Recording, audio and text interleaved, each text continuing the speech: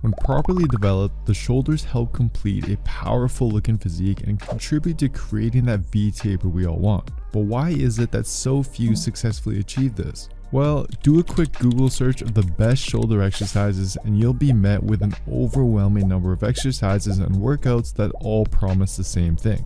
But let's be honest, how many of you have hit your shoulders with everything in the book yet are disappointed because they just won't seem to grow very well? Trust me, I know the frustration. Today, my goal is to simplify this for you. I'll break down the best exercises for each of the 3 regions of your shoulders. Let's start with the first region, the front delts. So take a look at the direction of its muscle fibers. They run almost 45 degrees to the side relative to your torso. This means that to best activate this muscle, you want to avoid the common mistake of flaring your elbows out to the sides during overhead pressing. This is not only a riskier position for your shoulder to be in, but it also fails to line up with the front delt muscle fibers. Instead, move your elbows into what's called the scapular plane, which is slightly in front of the body. Let's apply this little tweak to 5 of the best overhead pressing options. The first exercise is a standing overhead press. This has been shown to activate the front delts very well, with levels even higher than that of traditional front raises. To perform the press, use a narrower grip that allows you to position your elbows directly under the bar and slightly in front of your torso into the position we talked about earlier. Squeeze your glutes, brace your core, and then push directly overhead while keeping your lower back neutral. Here you'll want to use a heavier weight and aim for 6 to 12 reps. The recommendation for the next exercise comes from a 2013 paper comparing 4 different types of overhead presses. The standing dumbbell overhead press provided the highest activation with not only the front delts, but across all 3 heads of the shoulder. The downside with this exercise, however, is that it can get increasingly difficult to overload once you get to heavier weights. This is why here you'll want to do the opposite of what we did with the barbell overhead press. Choose a lighter weight and aim for about 20 to 30 reps per set. This way you can still take your shoulder muscles close to failure without letting your setup be the limiting factor. Standing shoulder presses are great and should not be left out of your routine, but the benefit of a seated press is that it provides a lot more stability for you to really isolate the shoulders. For these, press in the scapular plane and keep your elbows stacked directly under the dumbbells. This next move will help you work on any muscle imbalances you may have, especially if you tend to only do barbell work.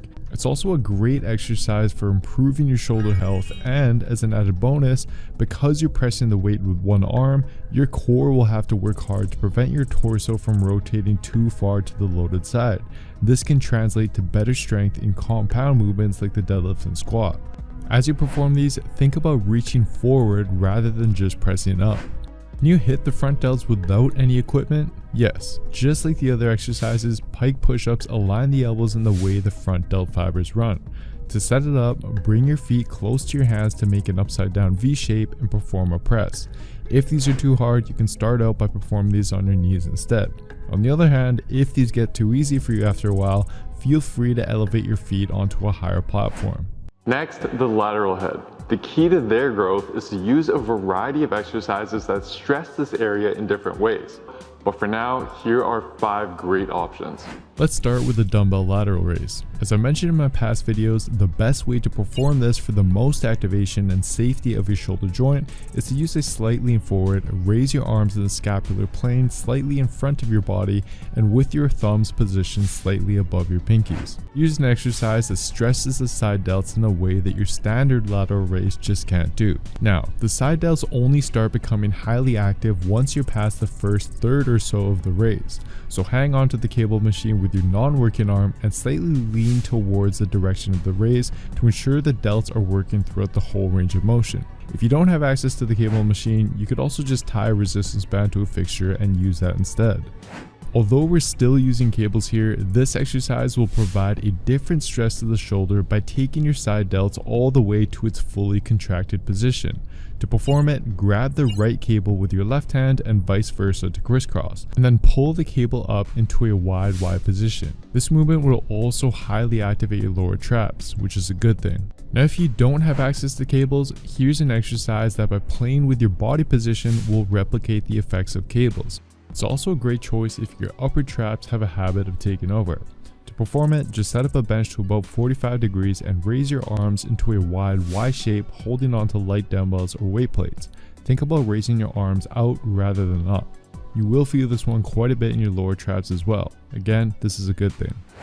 Finally, we have a region of the shoulder that's key to balancing out the look of your front delts by rounding out the back of the shoulder. It's the rear delts. And if you take a look at the way these muscle fibers run, it's at a roughly 45-degree angle. This means that to best target this muscle, you want to use exercises where your elbows can pull in this 45-degree arm angle relative to the torso. Here are 5 great options. First up, what I call the rear delt swing. Grab a pair of light dumbbells and lay on an incline bench set at about 30 degrees. Then swing your elbows back behind your body while keeping your arms straight and angled out at about a 45-degree angle. Now what I want you to do here is push hard, do as many reps as you can, and then when you can do no more, we'll want to immediately drop set to the next exercise. Using the exact same setup and pair of dumbbells, you can take the rear delts to complete failure by turning the swing into a row by simply bending your elbows. With this slight modification, you'll be able to continue doing more reps until your rear delts are completely fatigued. Now we're going to move on to a barbell movement. The key to making these rear delts focus will be with your elbow angle and how high you pull the bar. Use an overhand, relatively wider grip that enables you to pull high to the level of your sternum and with your elbows angled out at about 45 degrees. And think about pulling with your elbows as you do so. Now this same form can be applied to a cable machine by using a wider attachment and that sweet spot 45-degree angle.